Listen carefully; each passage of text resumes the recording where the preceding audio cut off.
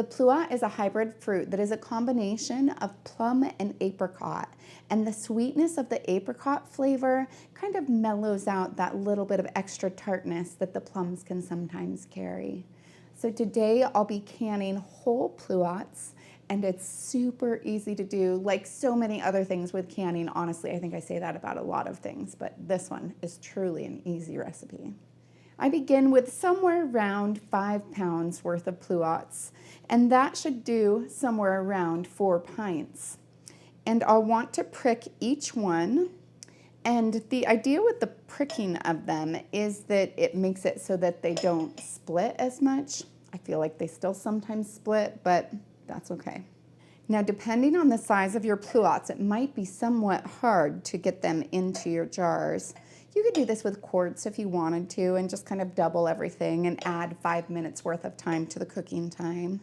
I like the little pints because I feel like I can just grab a jar of it and eat them real quick. I really like working with the wide mouth jars because I feel like it's a little bit easier to squeeze those guys in there. I'll then add 2 tablespoons of sugar to each of my jars. Now this makes a light syrup. If I wanted a heavier syrup, I'd go 1/4 of a cup or 4 tablespoons. And if I wanted a medium syrup, then I would do 3 tablespoons worth in each jar. Then I'll fill the jars with hot water up to 1/4 of an inch of headspace. This is nice because it kind of melts that sugar.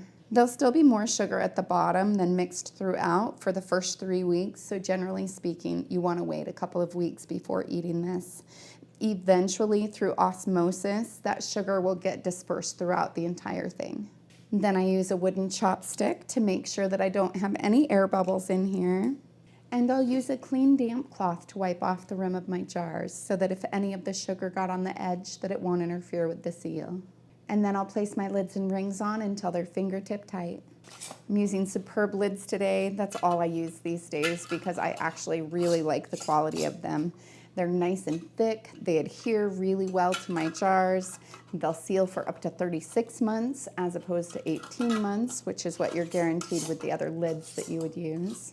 I have a link as well as a 20% off discount code in my description below.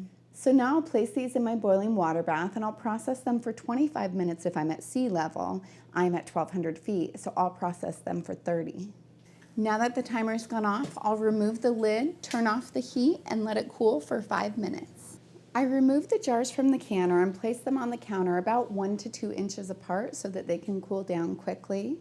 I'll leave them there for 24 hours so that they get a good seal. I can tell that they have a good seal if the center of the lid is depressed down. If it is, then I store them in a cool, dry, dark location like my pantry for the next 1 to 3 years. If any of them didn't seal, I put them in the refrigerator and use them right away.